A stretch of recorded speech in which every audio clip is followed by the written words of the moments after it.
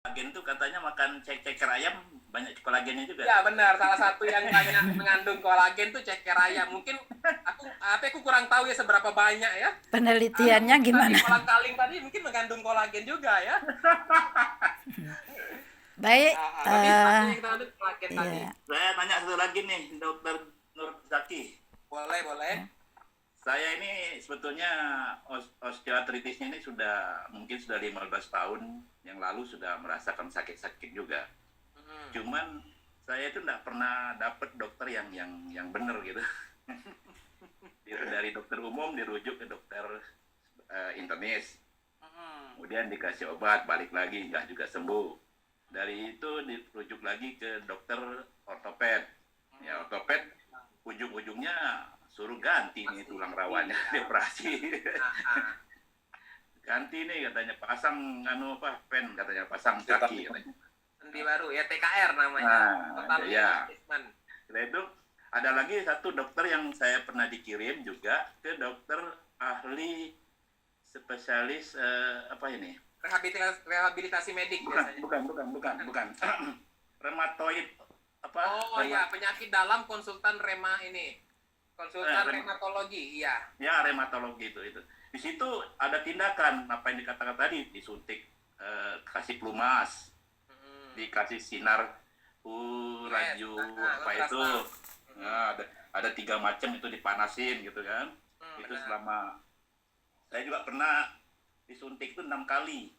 6 kali suntik kiri kanan kaki. Tapi tidak ada pengaruh sama sekali. Dan bahkan saya sekarang ini santai-santai aja, nggak usah saya pikirin. Paling-paling kalau pegel-pegel banyak jalan, lagi pegel ya istirahat aja, dah selesai gitu, nggak pernah saya ganggu. Ya udah, kadang-kadang saya beli glukosamin itu aja, saya makan glukosamin, udah nggak ada masalah juga. Tapi katanya nggak ada manfaat ya, sebetulnya saya hindarin aja nantinya itu. ya. Jadi kayaknya nggak ada pengaruh, cuman ya saya suka sepeda statis itu di rumah. Sepeda statis itu daripada keluar juga rawan juga polusi dan sebagainya. Jakarta ini ya lebih baik statis di rumah ya, di depan, teras di depan tuh seger-seger tuh malah bagus ya daripada keluar tumbur mobil pulau gitu aja.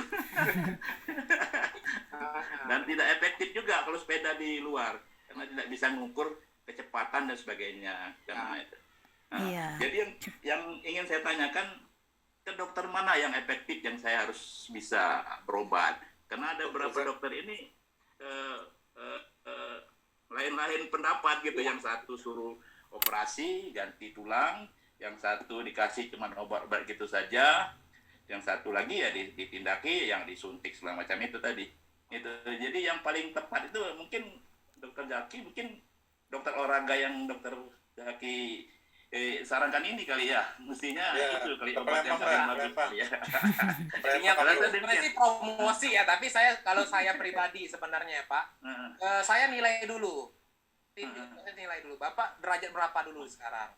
Derajat 1, 2, 3, dan 4. Mungkin belum pada, sudah di radiologi belum Pak? Sudah di ronsen belum Pak lututnya?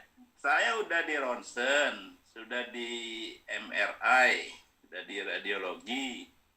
Di dokter tulang, dokter ortoped katanya sudah harus diganti nih, katanya udah stadium 4 katanya gitu kan. Itu tadi, grade 4 tadi. Jalan-jalannya stadium 4 katanya udah harus ganti. Tapi saya rasanya kalau saya jalan-jalan biasa-biasa aja ya masih bisa, naik tangga di rumah masih bisa 2 kali, 3 kali naik turun masih bisa. Tapi kadang-kadang kalau udah kebanyakan jalan itu nyeri. Tadi. Tapi nyerinya saya istirahatkan aja, tidak pernah bengkak, tapi kaki saya anehnya itu nggak pernah bengkak, nggak pernah merah, cuman nyeri-nyeri aja, ngilu-ngilu aja gitu. Jadi itu yang perlu saya agak ragu ke dokter olahraganya saja yang cukup diperbaiki atau gimana nih, karena obat kayaknya belum ada obat kayaknya kelihatannya ini ya. Iya, nggak ada obat ini tulang ya. Ya, secara indikatif memang kita operasi. Namun, ada namun juga. Kita lihat dulu dari pasiennya. Kenapa? Karena gini, kalau grade 4 kan berdasarkan radiologi. Yang kita obatin pasien, bukan gambaran radiologinya di situ. Jadi ya kita lihat ronsennya grade 4, kita lihat pasiennya bisa berjalan, pasiennya bisa nekuk, ya nggak perlu kita operasi. biasanya saran saya kalau pasiennya seperti ini, saya sarankan untuk fisioterapi. Biasanya sih saya fisioterapi. Bapak kan olahraga udah bener nih. Kita fisioterapi, dan kalau emang mau ya, kalau kebetulan ini ya saya biasa kasih kolagen juga. Sesekali saya kasih kolagen seperti itu. Jadi saran saya ya fisioterapi Bapak. Kalau emang ada bisa fisioterapi, itu fisioterapinya itu tujuannya untuk memperbaiki si pergerakannya sehingga nyerinya itu berkurang. Jadi kita nggak bisa menghilangkan nyerinya secara total. Kenapa? Karena sudah ada kelainan anatomis, kelainan bentuk ya. Kalau ada kelainan bentuk, idealnya kita balikin lagi kayak gitu. Namun kalau sekarang ini dengan ada kelainan bentuk hanya fungsinya terganggunya minimal ya, kita bisa kita kurangi keluhan nyerinya tadi. Keluhan nyerinya tadi bisa dikurangi dengan apa? Ya tadi fisioterapi. Kalau mau yang tanpa obat ya fisioterapi. Bisa dengan olahraga. Tadi sudah diteruskan aja Pak, olahraganya bagus. Kemudian ya kalau emang ini glukosaminnya kalau emang mau dicoba boleh dicoba. Siapa tahu cocok ya Bapak diberikan kolagen kayak gitu. Nah, saran saya sih seperti itu. Kalau emang mau dicek lebih lanjut ya bisa ke Rekon. Kalau emang ada waktu ke Palembang nanti bisa temuin saya. Nanti saya arahkan ke timnya nanti di situ. Sering sering ke Palembang ini orangnya nih. Boleh deh nanti kalau mampir ya Bapak nanti ketemu. Ya siap.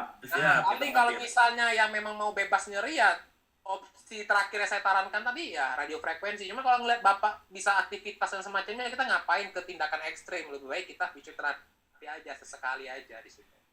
Seperti itu, Pak. Oke. Oke, Yai Arpan. Ya, terima kasih. Ini sudah jam 9.25. Menarik nih, banyak yang akan ditanyakan ini. Ada lagi yang mau bertanya? Dari Nyai-Nyai, coba dari Nyai-Nyai pula. Buka, unmute kan. Ya. Ya. Nyai Ani tanya dulu ya. Ya. Assalamualaikum, dokter. Waalaikumsalam. Ini dokter, kalau problem saya ya, saya sudah dioperasi kiri kanan, yang satu 2016, 2017. Nah, kira-kira apa yang harus diperhatikan? Kalau sekarang kondisi, kalau jalan apa nyeri juga sudah berkurang. Nah, jadi kira-kira saran dokter apa perawatan atau apa gitu? Kalau naik tangga bisa, semua bisa. Cuma kalau sekarang ini masalahnya cuma pinggang. Dan juga kami memang kebenaran dekat rumah ini ada kolam renang. Kami memang sering berenang. Nah cuma berenang ini aku tanyakan itu apa tuh gaya apa gitu. Datang kan mungkin ada yang tidak boleh juga gitu. Gaya kupu-kupu. Jadi mohon saran dokter untuk perawatan yang setelah dioperasi ini. Oke, jadi Ibu Bu Nyai Yani ya udah TKR bilateral ya, jadi lutut kiri kanan udah diganti semua gitu ya. Jadi itu memang sebenarnya gini, untuk treatment khusus sebenarnya tidak begitu ada ya. Yang penting lututnya tetap harus digerakkan sesekali, ya nggak masalah. Mau apakah harus diberi pelumas dan semacamnya nggak perlu kayak gitu. Jadi karena memang kemungkinan kambuh lagi nggak ya? Kemungkinan kambuh lagi? Kalaupun dia mau ada keluhan nyeri itu mungkin muncul, tapi bukan karena si osteoartritis biasanya. Ada faktor penyebab lain. Yang paling sering kan kayak gini, karena sudah sakit lutut lama-kelamaan dia akan bikin kelainan pada tulang belakang sehingga pinggulnya bisa sakit juga biasanya. Iya, benar. Jadi kalau dari saya itu tetap aktif olahraga, berenang nggak ada gaya apapun yang dipreferkan, nggak ada. Yang penting kalau emang sebenarnya yang lebih pas lebih ibu itu boleh berjalan di dalam air tuh juga boleh kayak gitu, berjalan di dalam air ya, dibantu dengan air. Nah, untuk pencegahannya kurangi, bukan nggak boleh, kurangi naik turun tangga. Gitu aja. Kurangi. Karena memang terasa kalau naik tangga memang. Karena bebannya bertambah ke lutut, jadi kurangin aja naik turun tangganya. Oh gitu. Jadi kalau sudah TKR tuh nggak ada treatment khusus, nggak ada perawatan khusus. Yang penting tetap digerakkan sendinya dengan olahraga bisa. Kemudian tadi hindari naik turun tangga aja, sisanya aman kok. Berat badannya Yani normal kan? Belum. Kalau ini kan lingkungan kami ini banyak yang sakit nih, teman-teman nih kebanyakan yang lagi sakit nih nanya ke saya dokter. Nah jadi saran dokter kalau ke praktek di mana gitu. Tadi kebenaran datangnya terlambat tadi. Nggak apa-apa. Jadi kalau untuk ke praktek kemana, semua dokter itu baik, semua dokter itu bagus. Namun ya kalau emang ada sudah percaya 1-2 dokter boleh diikutin kayak gitu. boleh ke dokter. Jadi pilihannya sebenarnya kayak gini. Kadang-kadang bingung mau ke dokter spesialis mana. Apa kayak gitu itu kan sering jadi masalah. Kalau sakit lutut murni pengapuran, saran saya sih ke dokter ortopedi ya. Ortopedi. Dokter ortopedi atau penyakit dalam subnya ke rheumatologi tadi ya. Kalau di Palembang ini kalau dokter penyakit dalam dokter Radiati, dokter Surya Dharma, kemudian ada Prof Hermansyah. 3 itu sehingga saya yang untuk ini. Tidak langganan aku semua itu. Nah, itu memang ini atau nanti bisa ke ortopedi. Kalau kebetulan yang memang kalau ortopedi yang khusus lutut ya dokter Ismail cuman sementara yang di Palembang. Iya. Tapi ya beliau sih lebih ke operatif sih, biasanya bersifat operatif. Tapi kalau memang mau sekedar kontrol, ronsen itu ya tadi nggak ada masalahnya. Jadi kalau memang mau boleh ke dokter ortopedi, ke dokter penyakit dalam khusus rheumatologi. Bisa 2 itu aja sih saran saya. Oh iya, karena di lingkungan ini banyak yang sakit kayak itu. Iya. Kalau mau ke Faktor Rekons umur. juga boleh, Rekons kliniknya. Kebetulan di sini ada saya juga, saya dan dokter Ismail juga di situ, Rekons di Jalan Balayuda. Namun ya ini tadi berbeda. Kita di situ belum bisa BPJS, kekurangannya sih di situ aja. Nggak bisa pakai. Oh gitu ya. Nah, iya. Oh iya. Mungkin diajak ke situ nanti. Boleh. Ya dokter. Ya. Ya, makasih dokter. Yo. Masalah biaya nak ditanyakan enggak, Nyai? Kayaknya Nyai ini sudah pernah ya Nyai Hasnawati nih ke Rekon ya. Ya tahunnya enggak ya sudah. Belum. Belum. Nyai Hasnawati. Baru Oh, belum ya? tapi infonya udah tahu. Oh, udah tahu ya. Iya. Nah, jadi kalau memang itu nanya Nyai Hasna bae kan? Lah tinjuk kartu namanya waktu itu kan. Nah, Oke. Jadi memang kalau masalah harga ya kita pendekatannya kita lebih ke pendekatan pengobatan yang premium, pendekatannya kayak di Singapura. Jadi memang harganya di atas standar nasional seperti itu aja sih. Iya, BPJS enggak berlaku ya di situ. Iya, nggak berlaku. Jadi dokter kalau umpama yang lagi bengkak tadi ini kebenaran sebelah rumahku nih ya. Lagi bengkak-bengkaknya. Peradangan Lagi tadi, bengkak, ya. Jadi keliling Joni ke apa nih akupunktur, ke penyakit dalam, malah pengen ke jantung karena jadi bengkak nih tadi kan. Nah, jadi kurasa tepat lah kalau ke situ dulu ya dokter. Nah, iya. Jadi kalau memang gitu kita lihat dulu bengkaknya. Kadang-kadang pasien tuh ngomong bengkak, tapi pas diperiksa ternyata tulangnya yang mengalami kelainan, bukan cairannya, bukan sendinya. Jadi emang harus tetap diperiksa dokter, kita cek dulu. Biasanya kita USG.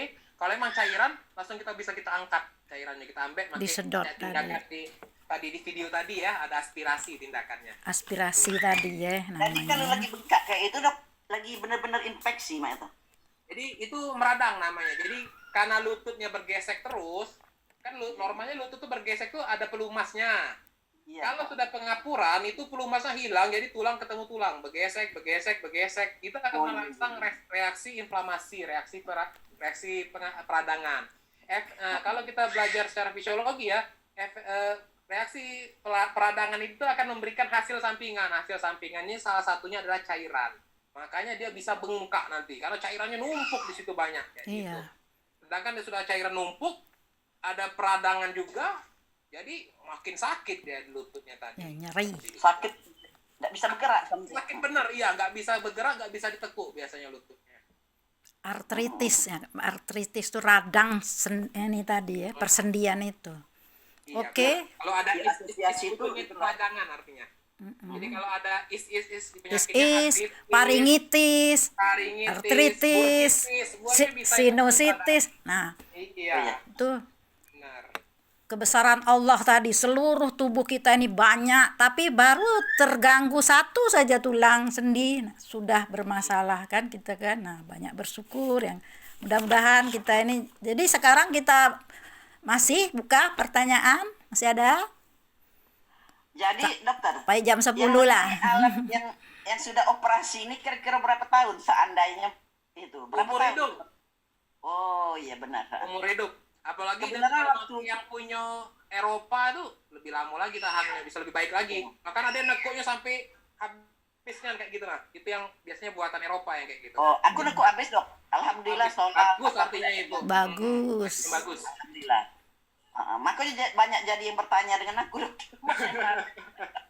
Jadi sholatnya bagus ya, Nyai ini tidak lagi duduk di kursi, tidak lagi ya? Ya, sholat. lah bagus Apa-apa, ya. Alhamdulillah. Jadi banyak sumber tempat bertanya.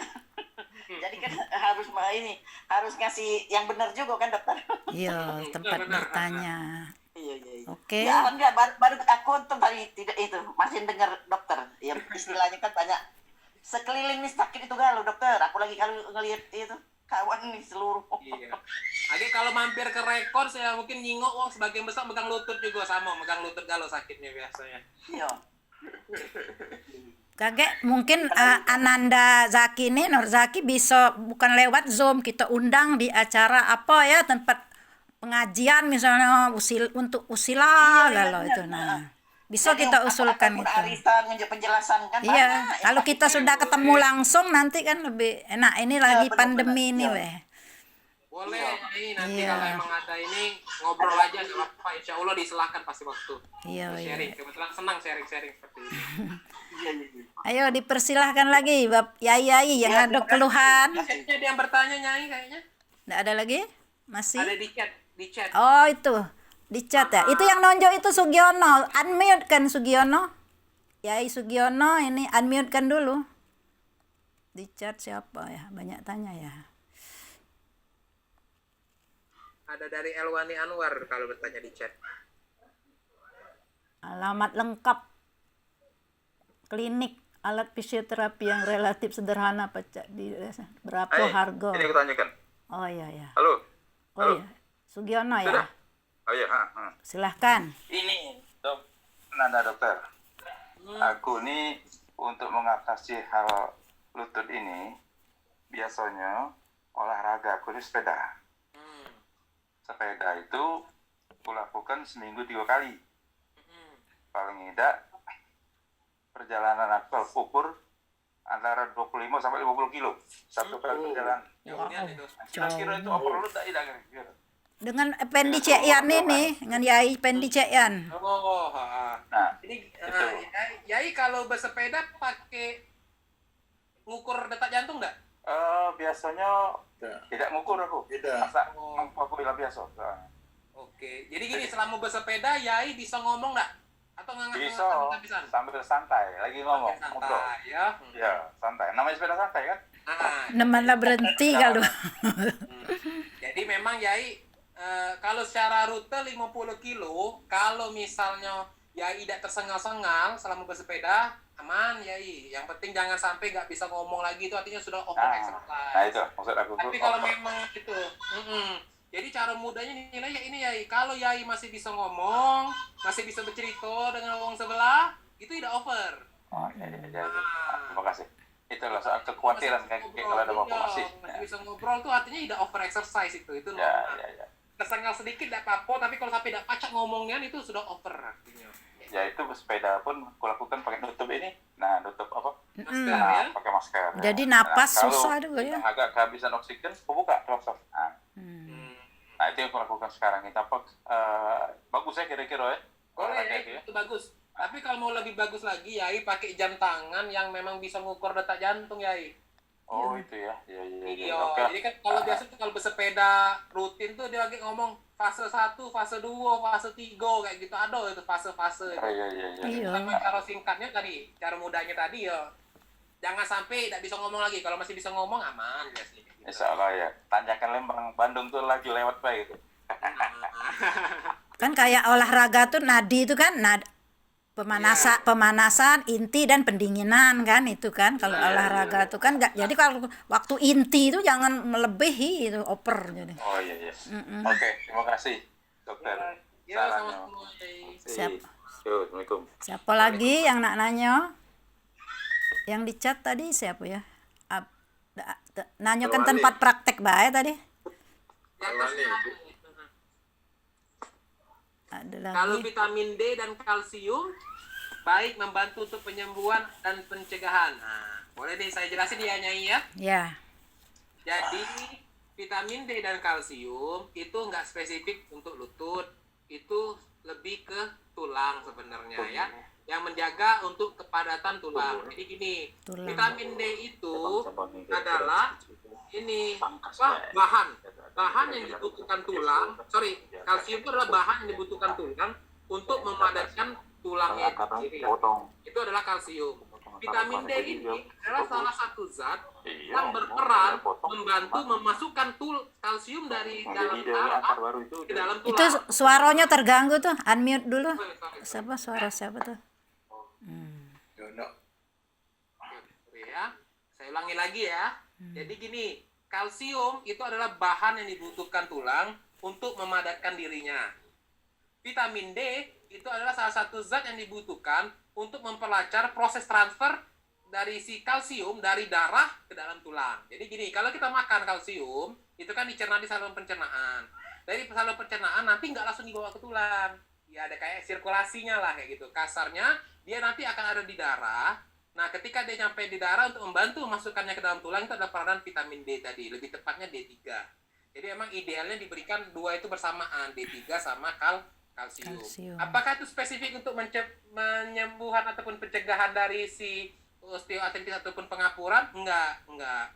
Ini lebih ke pencegahan untuk osteoporosis ataupun kropos tulang. Itu beda lagi. Nanti kalau emang ada waktu boleh sharing juga deh. Terus lagi nanti kita kesehatan ini selang-seling. Waktu saya bisa sharing juga mengenai kropos atau osteoporosis. Ini baru tulang melulang, belum yang lain-lain. Masih ada, Yai, Nyai? Kalau selesai nanti kita bisa ini mungkin WA nomor Zaki, misalnya enggak waktu sekarang mungkin bisa Zaki ya. Iya boleh, nanti bisa WA saya atau bisa di sosial media, email. Nanti kalau ada yang mau ditanyain boleh. Gitu. Ya. Nah, saya masih ragu masalah nih Dr. Nur, Zaki. Saya masih ragu mengenai olahraga tadi nih. Yang olahraga itu harus mengukur denyut nadi. Kan kalau kita itu biasanya olahraga itu kan cari keringat. Biasanya kan asal berkeringat banyak perasan gitu kan. Rasanya sudah olahraga gitu ya. Bahkan apalagi kalau masuk ke sauna gitu kan, berkeringat gitu kan. Apakah itu juga termasuk olahraga? Keringat itu. Makanya ini antara olahraga keluarkan keringat sama olahraga dengan denyut jantung itu mana yang efektif gitu, yang paling bagus gitu ya. Jadi gini, kalau mau menilai, kebetulan saya memperdalam olahraga tadi ya, kebetulan ya. Jadi untuk menilai keefektifan olahraga ada beberapa indikator yang kita nilai, seperti VO2 max dan yang lain-lain. Tapi yang paling mudah itu adalah detak jantung tadi. Nadi Keringat yang di sini ya, tanda. di sini. Keringat itu bukan menjadi tanda bahwa terjadinya kita sudah olahraga. Kenapa? Dengan perubahan suhu pun kita bisa berkeringat, iya. Itulah sauna tadi. Sauna tadi kita hanya menaikkan suhu saja. Namun itu yang terjadi adalah penguapan cairan dari tubuh kita ya keluar lewat pori-pori. Jadi itu adalah mekanisme tubuh untuk menjaga suhu tubuh kita. Jadi gini, tubuh ini kan selalu beradaptasi. Ketika suhu di luar lebih hangat, tubuh ini akan membuang hangat berlebihan tadi melalui keringat tadi, seperti itu. Jadi jangan jadi patokan kalau keringat itu adalah olahraga, enggak. Tetap adalah heart rate, detak jantung. Atau kalau misalnya nggak punya smartwatch untuk mengukur detak jantung, ya cukup dengan tadi saya bilang kalau masih bisa nyanyi artinya kurang. Tapi kalau sudah mulai berbicara sepatah dua kata tersengal, itu artinya sudah mulai masuk ke detak jantung ideal kita olahraga, seperti itu. Itu cara mudahnya. Oke, thank you. Terima kasih. Oke. Ya, laptopnya inilah habis baterai plok ya. Mungkin sampai sini dulu kita ya, nanti disambung lagi misalnya yang di bulan berikut kita ada lagi ya. Jadi ya. Minta yang alamat tadi ya tolong di-share. Oh ya, kayak minta dengan Zaki ya. Di-share Nyai, nanti kan ada ku share ke Nyai udah PPT-nya ya. Ya. Jadi tahu kan? Alhamdulillah. Kagak di grup di-share. Iya, nanti di grup di-share. Jadi intinya ya kita namanya juga udah tua ya, jadi bagi setiap penyakit itu diturunkan Allah, penyakit itu kan ada hadisnya itu kan, tapi ada obatnya kecuali penyakit tua dan bisa langsung mati. Nah itu kata lagi obatnya kalau penyakit tua. Kalau ini masih bisa kita berusaha berikhtiar, yang kira-kira jangan digawekan jangan. Jadi kesimpulannya kita untuk mencapai tua yang sukses tuh apa tadi kan ini, upayakan fisik dan mental selalu sehat kan. Terus upayakan nutrisi yang baik dari makanan, dari tadi kan belum juga disinggung oleh Ananda, mungkin sayur berapa porsinya, kalori berapa, buah berapa. Nah, itu ada itu. Gitu, tapi butuh waktu sejam lagi tuh kalau ayo, gitu. ya kakek untuk berikutnya berlanjut kayak dokter Sadra waktu itu berlanjut. Iya, ada nanti kita lanjutkan berikutnya. Lagi sayuran yang tidak boleh dimakan, ya. Iya. Katanya yang hijau-hijau boleh. Terus ya kita hubungan sosial kemasyarakatan, jadi kita harus aktif, jangan pasif. Itu membantu kita untuk sehat. Sikap positif sudah itu kan yang spiritual ini misalnya aktif di bidang sosial kemasyarakatan. Jadi kita banyak gerak akhirnya kan itu, dan menambah selera untuk ini bersemangat hidup. Memang kita ini sudah tinggal menunggu